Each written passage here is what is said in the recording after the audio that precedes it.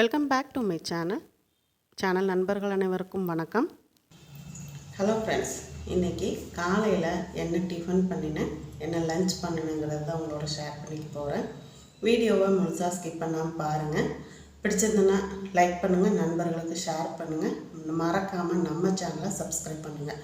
Subscribe பண்ணும்போது ஆகிற bell பட்டனோட subscribe பண்ணிக்கோங்க. அப்போ தான் நான் போடக்கூடிய வீடியோஸ் உங்களுக்கு உடனுக்குடனே நோட்டிஃபிகேஷனில் கிடைக்கும். வாங்க வீடியோக்குள்ளே போகலாம். இன்றைக்கி பொரியல் பண்ணுறதுக்காக இந்த சகப்பு தட்டைப்பயிறு தான் வாங்கியிருக்கிறேன். நல்லா பிஞ்சாக இருந்துச்சுங்க. இது இன்றைக்கி பொரியல் பண்ண போகிறேன். கத்திரிக்காய், முருங்கைக்காய், புளிக்குழம்பு வைக்க போகிறேங்க. புளி ஊற வச்சாச்சு. சாப்பாடு வடிக்கிறதுக்காக அரிசி உல வச்சாச்சு. இந்த பக்கம் டீ போட்டுட்ருக்குறேங்க. அரிசியும் ஊற வச்சாச்சு கழுவிட்டு. இப்போ பொரியல் பண்ணிடலாம் வாங்க. இந்த சிகப்பு தட்டை பீன்ஸ் இங்கே கோயம்புத்தூரில் அடிக்கடி கிடைக்குங்க. நல்லா ஃப்ரெஷ்ஷாக இருக்கும், சாப்பிட்றதுக்கு நல்லா டேஸ்ட்டாக இருக்கும். ஒரு 3 ஸ்பூன் அளவுக்கு ஆயில் சேர்த்துக்கலாம். 1/2 கிலோ அளவு பீன்ஸ் நான் எடுத்துருக்கேன், அதாவது தட்டை பீன்ஸ் எடுத்துருக்குறேங்க. எண்ணெய் நல்லா சூடானதும் கடுகு சேர்த்துக்கோங்க. கடுகு நல்லா பொரிஞ்சு வரட்டும். கடுகு நல்லா பொரிஞ்சதுக்கப்புறம் இந்த தட்டை பீன்ஸ் 1 2 முத்தலாக இருந்துச்சு. அதை இப்படி உரித்து பயிராக எடுத்து வச்சுட்டேங்க. கருவேப்பிலை கொஞ்சம் சேர்த்துக்கோங்க. கடுகு நல்லா பொரிஞ்சு கருவேப்பிலையும் நல்லா பொரிஞ்சதும் நம்ம எடுத்து வச்ச அதாவது பொடியாக நறுக்கின தட்டைப்பயிரை சேர்த்துடலாம். நான் வெங்காயம் சேர்க்கலைங்க. வெங்காயம் நீங்கள் சேர்க்குறதுனா சேர்த்துக்கலாம். இதுக்கு சின்ன வெங்காயம் நறுக்கி சேர்த்திங்கன்னா ரொம்ப நல்லாயிருக்கும். இப்போ பீன்ஸை சேர்த்துட்டு மீடியம் ஃப்ளேமில் வச்சுக்கோங்க. பீன்ஸுக்கு தேவையான அளவுக்கு உப்பு சேர்த்துக்கலாம். இது கூடவே 1/2 ஸ்பூன் மஞ்சத்தூள் சேர்த்துக்கோங்க. கூடவே சீரகத்தூள் ஒரு 1/4 ஸ்பூன் சேர்த்துக்கோங்க. காரத்துக்காக நம்ம முதல்லையே மிளகாத்தூள் சேர்க்கக்கூடாது. அது ஒரு மாதிரி காரில் அடிக்க ஆரம்பிச்சிடும். நான் இன்றைக்கி மிளகாத்தூள் சேர்த்து தான் இந்த தட்டைப்பயிறு பீன்ஸ் செய்கிறேங்க. இப்போ மஞ்சத்தூள் சீரகத்தூள் சேர்த்துட்டு நல்லா ஒரு 2 நிமிஷம் அப்படி கலந்து விட்டுட்டு வேகிற அளவுக்கு தண்ணி விட்டு நல்லா வேக விட்டுடலாம். இப்போ அந்த அடுப்புக்கு தட்டை பீன்ஸாக மாற்றியாச்சுங்க. இப்போ புளிக்குழம்புக்கு நம்ம மசாலா வறுத்துக்கலாம். கடாயில் ஒரு 2 ஸ்பூன் ஆயில் சேர்த்துக்கோங்க. ஆயில் நல்லா சூடாகட்டும். 1 ஸ்பூன் அளவுக்கு துவரம்பருப்பு எடுத்துக்கோங்க. 1/2 ஸ்பூன் அளவுக்கு கடலைப்பருப்பு எடுத்துக்கோங்க. இந்த துவரம்பருப்பும் கடலைப்பருப்பும் லைட்டாக செவந்து வரட்டும். லோ ஃப்ளேமில் வச்சுட்டு நம்ம பண்ணும்போது ஒன்று போல் பருப்பு எண்ணெயில் வறுபட்டு வரும்.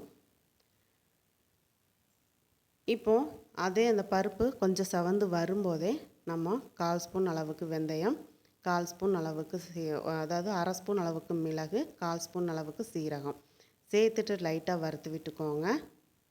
கூடவே 3 பல் பூண்டு சேர்த்துக்கலாம். சீரகமும் மிளகும் லைட்டாக எண்ணெயில் வறுபட்டு வர வரைக்கும் நம்ம வறுத்துக்கணும். லோ ஃப்ளேமில் வச்சுட்டு வறுத்துக்கோங்க. கூடவே கொஞ்சமாக கருவேப்பிலை சேர்த்துக்கலாம். சேர்த்துட்டு இந்த மாதிரி வறுத்து விட்டுக்கலாங்க. புளிக்குழம்புக்கு நம்ம மசாலா வறுக்கும்போது கருவேப்பிலையும் சேர்த்து வறுத்தா நல்ல ஒரு டேஸ்ட் இருக்குங்க. நான் இன்றைக்கி மீடியம் சைஸ் பெரிய வெங்காயம் 1 எடுத்து இந்த மாதிரி கட் பண்ணி சேர்த்துருக்குறேன். சின்ன வெங்காயம் நீங்கள் இருந்துச்சுன்னா சேர்த்துக்கலாம். காலையில் நேரம் சின்ன வெங்காயம் உரிக்கிறதுக்கு டைம் இல்லாதனால நான் பெரிய வெங்காயம் எடுத்திருக்கேன். மீடியம் சைஸ் பழுத்த தக்காளியும் சேர்த்தாச்சு. கூடவே சின்ன துண்டு தேங்காய் இந்த மாதிரி பல்லாக கீறிட்டு சேர்த்துருக்கேன். இப்போ இந்த தக்காளியும் வெங்காயமும் கொஞ்சம் அந்த தேங்காய் எல்லாமே நல்லா வதங்கி வரட்டும். ஒரு 5 நிமிஷம் மீடியம் ஃப்ளேமில் வச்சு நல்லா வதக்கி விட்டுக்கோங்க. இந்த மாதிரி மசாலா வறுத்து நம்ம புளிக்குழம்பு செய்யும்போது டேஸ்ட் ரொம்ப நல்லாயிருக்குங்க. வெங்காயம் தக்காளி நல்லா வதங்கினதுக்கப்புறம் 1/2 ஸ்பூன் அளவுக்கு மிளகாத்தூள் சேர்த்துருக்குறேன். 3 ஸ்பூன் அளவுக்கு மல்லித்தூள் சேர்த்துக்கோங்க. நான் சேர்க்குறது தனி மல்லித்தூள் தான். நாட்டு மல்லி வாங்கி வெறும் கடாயில் வறுத்துட்டு நல்லா ஆறுனதுக்கப்புறம் மிஷினில் கொடுத்து அரைச்சி இப்போ நல்லா பவுட்ரு பண்ணி எடுத்து வச்சுருக்குறேங்க. இந்த மாதிரி புளிக்குழம்புக்கெல்லாம் நம்ம இந்த மாதிரி தனித்தனியாக மசாலா அரைச்சி வச்சுட்டு நம்ம அப்பப்போ இந்த மிளகு சீரகம் சேர்த்து வறுத்து அரைச்சி நம்ம குழம்பு வைக்கும்போது நல்ல ஒரு டேஸ்ட்டாக இருக்கும். இப்போ மசாலா நல்லா வறுபட்டுருச்சு. நல்லா ஆறட்டும். ஆறுனதுக்கப்புறம் நம்ம குழம்பு தாளிக்க ஆரம்பிச்சிடலாம். இங்கே பாதி அளவு அந்த சிகப்பு தட்டை பீன்ஸ் நல்லா வெந்துடுச்சு. இந்த டைமில் காரத்துக்கு ஏற்ற மாதிரி 1 ஸ்பூன் அளவுக்கு மட்டும் மிளகாத்தூள் சேர்த்துருக்கிறேன். சேர்த்துட்டு உப்பு போதுமான்னு செக் பண்ணி பார்த்துடலாங்க. உப்பு பத்தலை அப்படின்னா கொஞ்சமாக உப்பு சேர்த்துக்கலாம். ஒரு 1/2 ஸ்பூன் அளவுக்கு நான் உப்பு சேர்த்துட்டு நல்லா கலந்து விட்டுட்டேன். நல்லா தண்ணியெல்லாம் சுண்டி வரட்டும். இப்போ குழம்பு நம்ம முருங்கைக்காய் கத்திரிக்காய் வேக போட்டுடலாம். மசாலா ஆறுறதுக்குள்ளார இந்த முருங்கைக்காய் கத்திரிக்காய் வெந்துட்டு இருக்கும். 3 ஸ்பூன் அளவுக்கு கடலெண்ணெய் சேர்த்துக்கலாம். புளிக்குழம்புக்கு நல்லெண்ணெய் சேர்த்து செய்யும்போது டேஸ்ட்டு நல்லாயிருக்கும். நான் இன்றைக்கி கடலெண்ணெய் தான் சேர்த்துருக்குறேன். எண்ணெய் நல்லா சூடானதும் 1 ஸ்பூன் அளவுக்கு கடுகு சேர்த்துட்டு, கடுகு நல்லா பொரியட்டும். 1/4 ஸ்பூன் வெந்தயம் சேர்த்துக்கோங்க. கருவேப்பிலை கொஞ்சம் சேர்த்துக்கோங்க. பொடியாக நறுக்குன வெங்காயம் சேர்த்துக்கோங்க.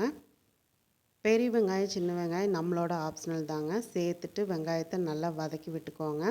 வெங்காயம் நல்லா கொஞ்சம் பொரிஞ்ச மாதிரி வதங்கினதுக்கப்புறம் நறுக்கி வச்ச முருங்கைக்காவும் கத்திரிக்காயும் சேர்த்துடலாம்.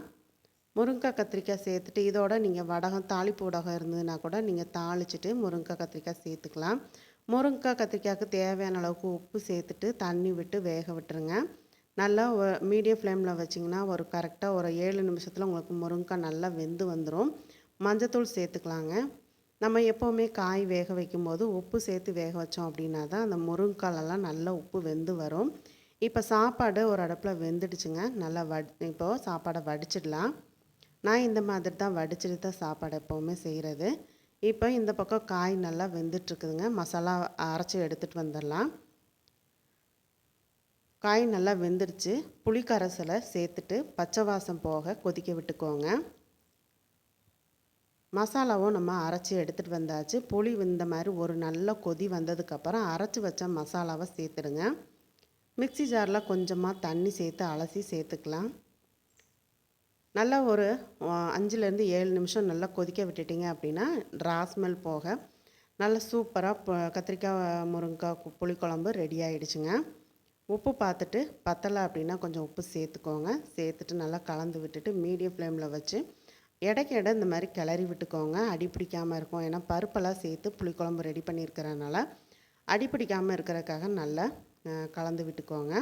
இந்த பக்கம் பார்த்திங்கன்னா நம்மளோட சிகப்பு தட்டை பீன்ஸ் வந்து ரெடி ஆகிடுச்சு. துருவின தேங்காய் சேர்த்து ஒரு 2 நிமிஷம் லோ ஃப்ளேமில் வச்சு நம்ம இறக்க வேண்டியதாங்க. இந்த தட்டை பீன்ஸ் பொரியல் சாதமும் செய்ய போகிறேன். வீடியோவை ஸ்கிப் பண்ணாமல் பாருங்கள். இப்போ இந்த பக்கம் குழம்பு நல்லா கொதிச்சிருச்சு. குழம்பு ரெடி ஆகிடுச்சுங்க. நல்லா ஒன்று போல் இந்த மாதிரி கலந்து விட்டுட்டு ஓரங்களெல்லாம் நல்லா சுற்றி கரண்டி வச்சு மசாலாவை எடுத்து விட்டுட்டு குழம்பு இறக்கியாச்சு.